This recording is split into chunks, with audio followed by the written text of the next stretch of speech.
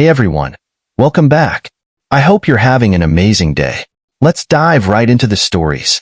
You've never been afraid of humans? I asked, loading up my fork with roast tuba. Not really, Vec responded.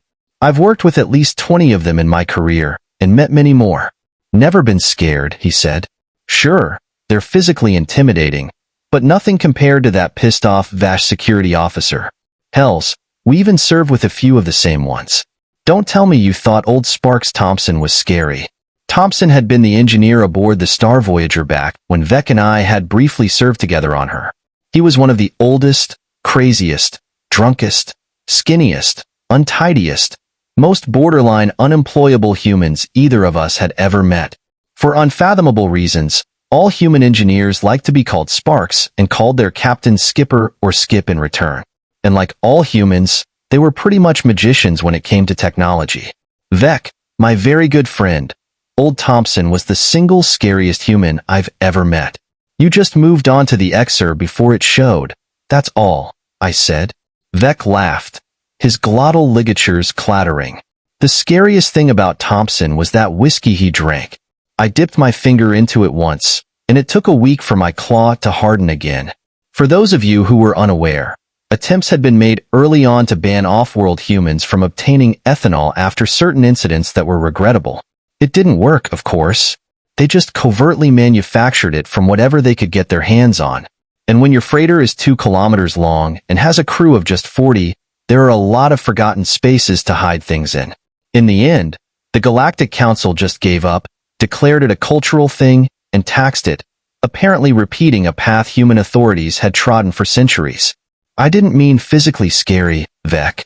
I meant the potential they have, that little kernel inside them, all that can result in them doing something so outrageously deadly that it beggars belief. Something that no sane Sophon should even contemplate. Hells, could even contemplate.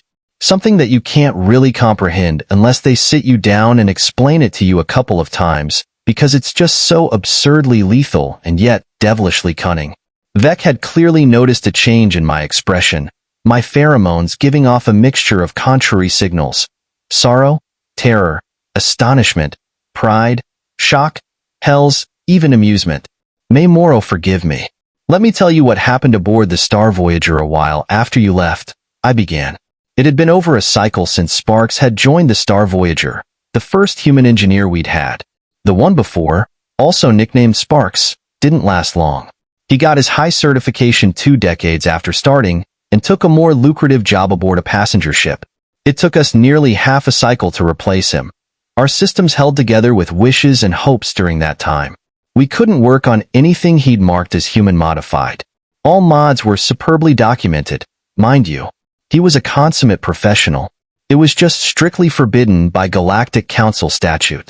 Anything a human modified was pretty much incomprehensible to our engineers because they no longer conformed to the Galactic Library Standard Designs, GLSD.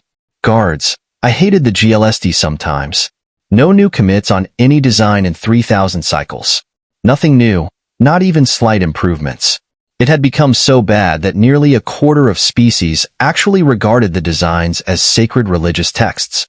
Even to some, the Harmit were the absolute worst, of course, literally worshipping the authors of these designs. Anyway, it had been many thousands of cycles, dozens of generations of our engineers doing nothing more than calling up the approved GLSD spares in the printer, printing them off, slotting the new assembly into place, and switching it back on.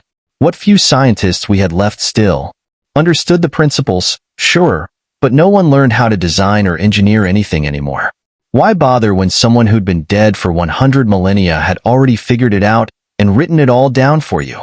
Human engineers were employed on ships because they had a unique ability to modify things, improve them, repair systems too large to print new assemblies locally, and generally tinker. Even the word tinker has no equivalent in most Galactic Coalition, GC, languages. Take Ethan Sparks Malone, for example. He was one of the best, at least by that strange measure of innate mechanical understanding. When he came aboard, he spent just 5 minutes leafing through his predecessor's few modifications on a data slate before grabbing his toolkit and disappearing into the innards of the ship.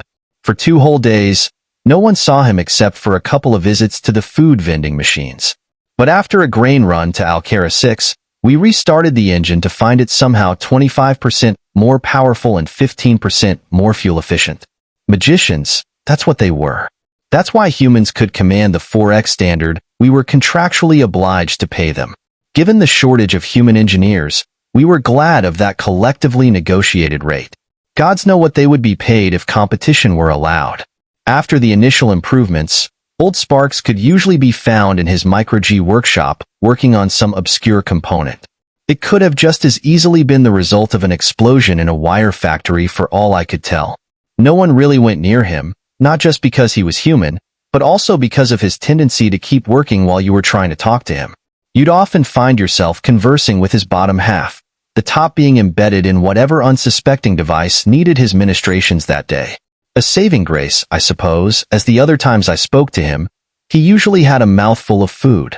Conversing with the only predator species in the galaxy while they're still chewing their meal is highly disconcerting to any prey species, to say the least.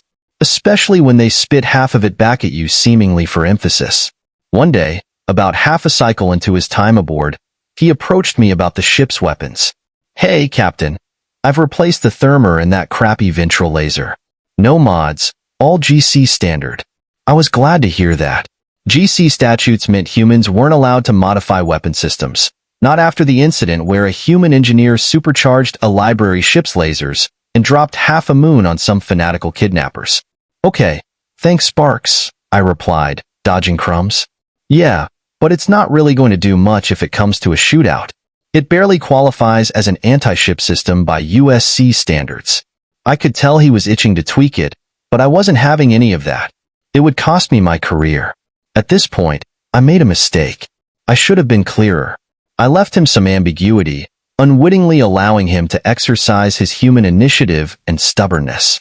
"Why don't you go and modify the ship's transporters instead?" I suggested. I know, running it back in my head, I basically ordered him to do what he did, but I just wanted to keep him occupied. "Righto, Captain," he said with what hindsight tells me was a little too much relish. An uneventful quarter cycle later, we were on a routine run, taking a consignment of luxury ground cars to the Zur cluster when we received a distress signal from a Tarn Union Space Command light cruiser just 3 light cycles distant. We were technically obligated to assist, but this was a volume notorious for piracy. There were so many potential ways out of helping that stopping was considered to be at the captain's discretion. Sparks was the only human aboard, so I pinged him on the bridge intercom. "Sparks, you got a moment?" "Sure, Captain. What's up?" "We've got a distress signal from a TSC cruiser 3 light cycle spinward. What's the chance of it being a trap?"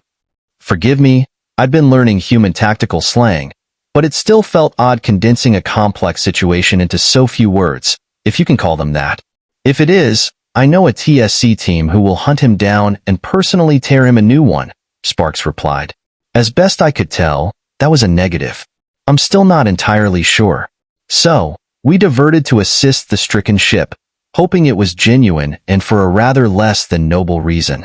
The Tarn Union were known for being very generous when repaying emergency costs on their military vessels, on the order of buying a brand new ship generous.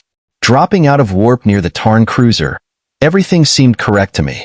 There, in front of us, at 1.7 megameters, was a GC standard light cruiser design with Tarn AR markings and a beacon to match. Jackpot, I thought.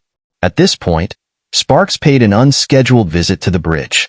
The only time I'd seen him up here was to repair or replace systems, but it turns out he wanted to eyeball his supposed comrades. "Get us out of here, Captain." "That's a pirate," he exclaimed immediately. I should have trusted him, but I didn't want to lose the huge payout I'd convinced myself we were due. Just as I asked him how he knew, we were hailed by they were pirates. The captain was almost a caricature, a Vestin who'd, clearly influenced by watching too many classic adventure vids, Yarrick had styled himself into a ludicrous caricature. He wore a wild black mane of hair, a leather jacket, a red sash, and, dear gods, an eye patch over his left eye. Much as I wanted to laugh in his face and ask where his parrot was, I knew we were in serious trouble. His secondary armament alone could have split us lengthwise. "Drop shields, and we take control of your ship. No resistance, no harm done." You resist, we enslave survivors. Comply in 30 blips or we open fire, he demanded before cutting the feed. At this moment, I noticed that in the commotion, Sparks had quietly moved over to the auxiliary transporter controls on the bridge. Can I? He asked, with a grin reminiscent of a Terran deep-sea predator rising to devour an unsuspecting surface dweller. Can you what? I responded, aware that we had less than 20 blips left. Use the transporter, of course. I promise it'll be quick, he replied. Okay, but our shields are up.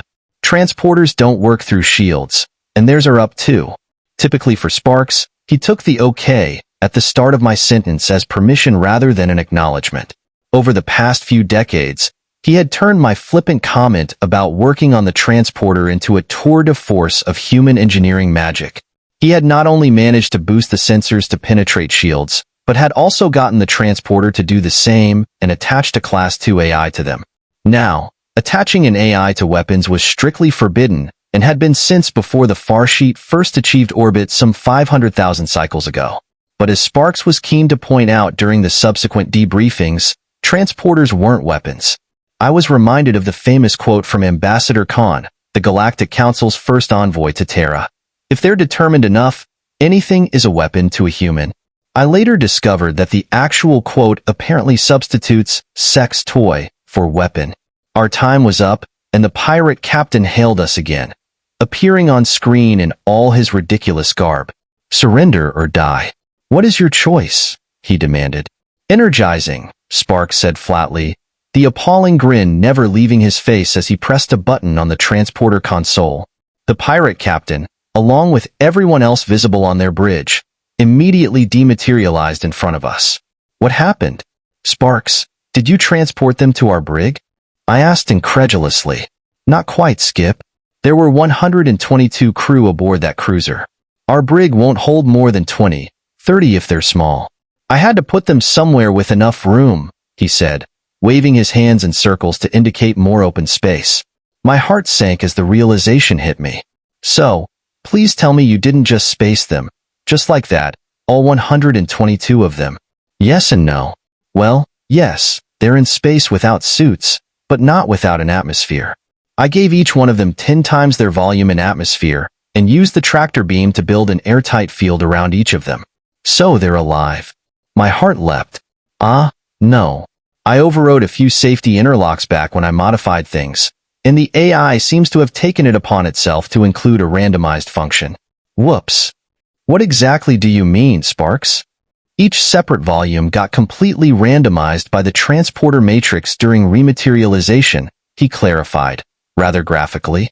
What you've got is 122 spheres of, going by their copper-based blood chemistry, blue mist in space, slowly freezing.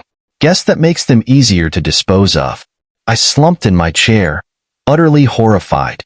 Hey, he said, they won't impersonate a tusk vessel again. That'll learn them.